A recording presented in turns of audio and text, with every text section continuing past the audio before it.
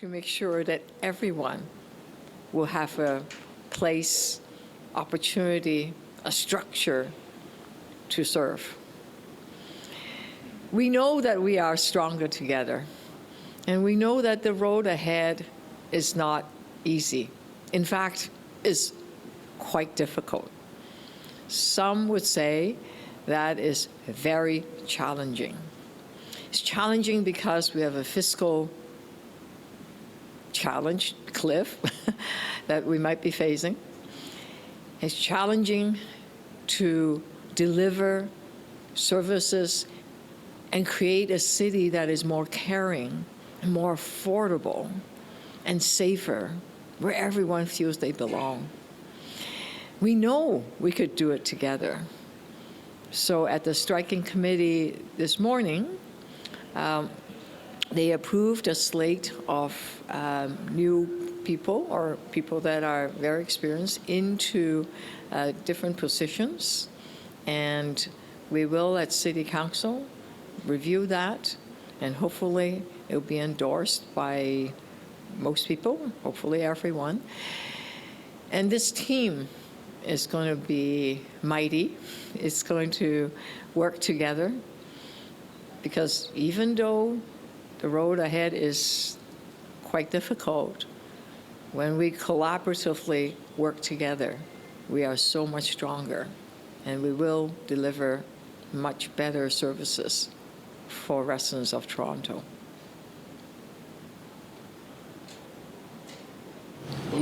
What, no questions? No, of course we have questions. Of course we have questions.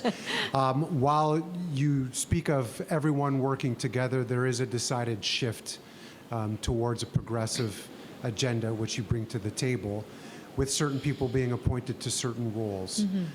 Perhaps you could speak to that to make sure that, again, some of what you want to happen here at City Hall is going to be taken care of as a result of that. Let's start with the deputy mayors. It's important that every corner of the city are represented. It's also important that we have people that are very experienced and people that have a new perspective. It's also important to have deputy mayors that represent the diversity of this city. So if you look at Deputy Mayor Jennifer McKelvey, she did an excellent job as an acting mayor. She has the depth of experience and a steady hand, and she will be helping our team in Scarborough. Look at Deputy Mayor soon, hopefully, Councillor Cole. Councillor Mike Cole had been a councillor for a long time, Metro Councillor, City Councillor, a provincial member of Parliament, and representing North York. He loves new ideas, and he is energetic. Further over, you look at Etobicoke, a young, very experienced worker that have dedicated most of her life helping young people find a place in their neighborhood, giving a direction to young people.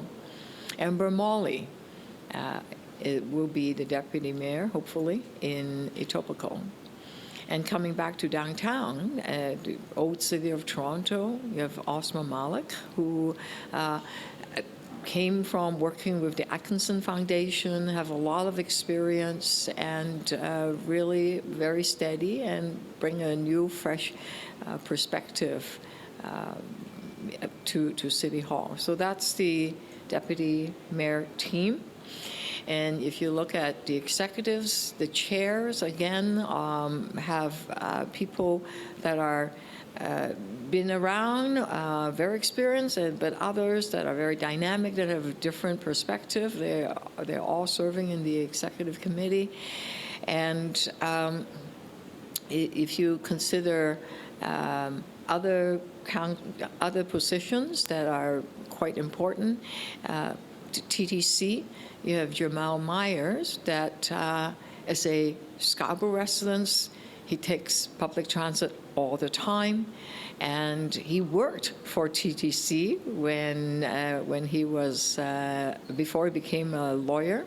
As a corporate lawyer, he could have a very good eagle eye on the contracts that TTC are signing to make sure that every capital budget project are delivered on time and on budget. So Jamal, even though, Councillor Myers, even though he is new, he has quite a lot of experience in public transit. So if you look at the Police Service Board, John Burnside had been a police officer for 15 years, understand the needs of frontline officers, and he has experience. He's also Lily Chang had been on the Police Service Board. She's coming back. And also Amber Molly is the third because of her experience working with young people. So that's on the Police Service Board. Now, there are folks that have many different kind of experience. I could go into fine detail if you want me to, but what my goal is that anyone that have a lot of passion, a lot of commitment to deliver the kind of service they want to deliver, they will be given the task.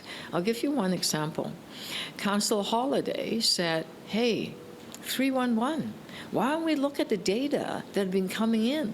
Look at what people are calling us about, and look at ways that we can improve the services to our local residents. I thought, wow, data mining and improving services, well, that's what people really want. And that's something he's really passionate about.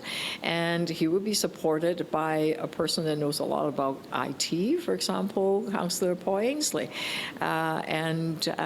So I can name any of the councillors. I can tell you that they will be contributing. Now, in the past, there are some councillors that are very experienced, but they felt that they are a bit, they are not really at the center of things. They didn't feel they're part of the team. I deliberately want to bring those people that are feeling in the past, even though they experienced, that they can also contribute. If you consider Councillor Paula Fletcher, for example, have done so many years, have so much experience in dealing with affordable housing, and by gosh, we need to build affordable housing.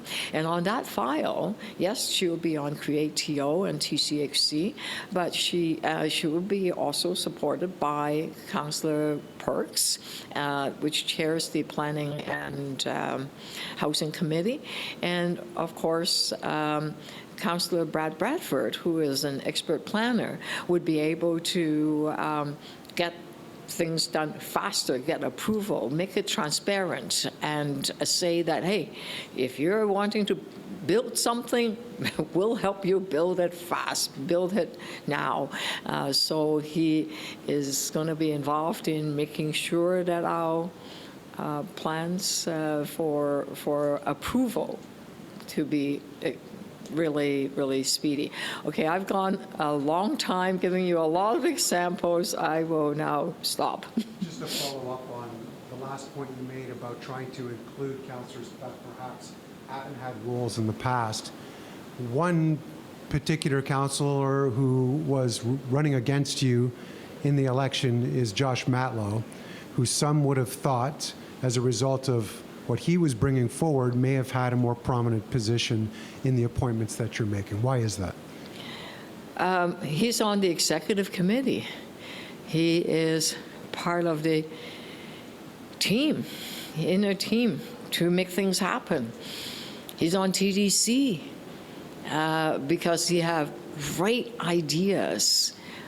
He has the depth of knowledge that he has, both on the budget side and understand how TDC work. It's like, wow. And he will be contributing as a TDC team. And being on the executive, he would be able to do a whole lot to make sure things get done and service get approved. So Councillor Bradford, the same thing. Councillor Anthony Peruzza, on many of the committee, TCHC, for example, the Toronto Housing Corporation, he has a lot of those housing units in his area. So I listened very carefully what people really want, and I try my best to bring in a very collaborative approach. Mayor, you touched on why Paula Fletcher and Councilor Bradford are so important to the housing file. Why did you select Ward Perks to head that committee? Well, we need a lot of people doing a lot of work together. And Councillor Perks have many years of experience. He understands the budget well. Councillor Fletcher with CreateTO and the Toronto Housing Corporation, she's my designate there. I hope she will also be the deputy speaker, will play a very significant role. And she's also on the executive committee. Mayor Chow, why did you decline the opportunity to sit on the Police Services Board yourself? Why do I decline the opportunity to be on the Police Service Board? Because it's a huge file. I want to build housing. I want to build affordable housing. I want to make life affordable for people. That is my top priority. And I've said that during the campaign.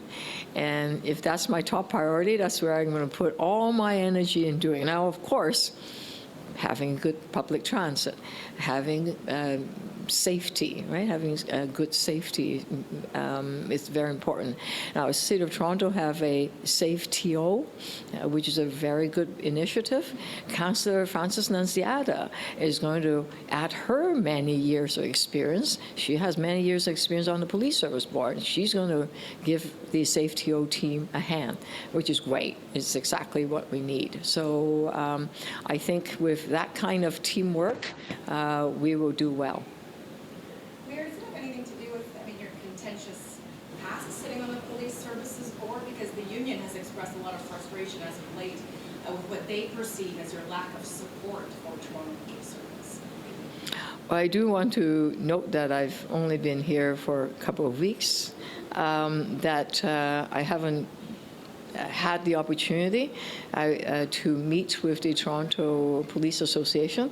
I wanted to meet with the chief first, and he's been traveling a bit for work. So next Monday, I'll be meeting with the chief and the Toronto Police Association. And I believe that every officer, whether it's the association or people they represent, want to have a city that is safe for everyone.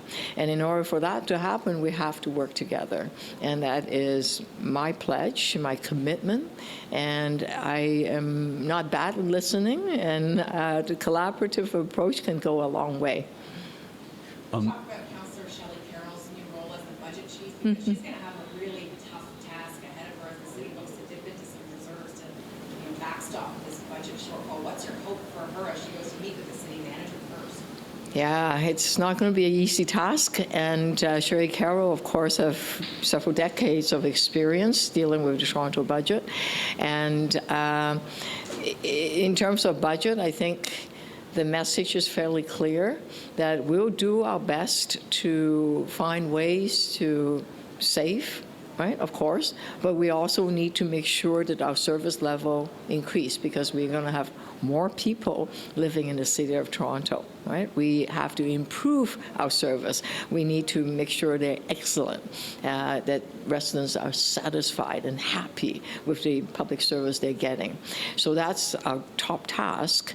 Then, of course, second, that's very important, is that we need to persuade the federal and the provincial government to step up and partner with us, because when the City of Toronto is strong, we have a Canada that is vibrant and economically sound. Mayor, you've also you've appointed councillors to help with the World Cup bid. That's a project that has been criticized as being a major expense at a time when the city doesn't have a lot of money, and there's, as far as we know, no provincial commitment to that. So is this a sign that you're committed to going through with that project, and why, given the state of the city's finances? A few years ago, the city of Toronto, together with Canada, Toronto and Vancouver came together as part of the Canadian bid, and then Canada, U.S., and Mexico came together for a joint bid called the United Bid, and they bid for the World Cup and won. FIFA World Cup 2026 is going to be in these 3 countries. And Canada, well, having Toronto as the biggest city in Canada, of course, is part of the bid. The bid is signed and it's final. Okay? And I think there's a lot that we need to celebrate, and I have no doubt the federal government and the provincial government will step up. Right? But aside from the funding, it brings a lot of excitement to the residents of Toronto.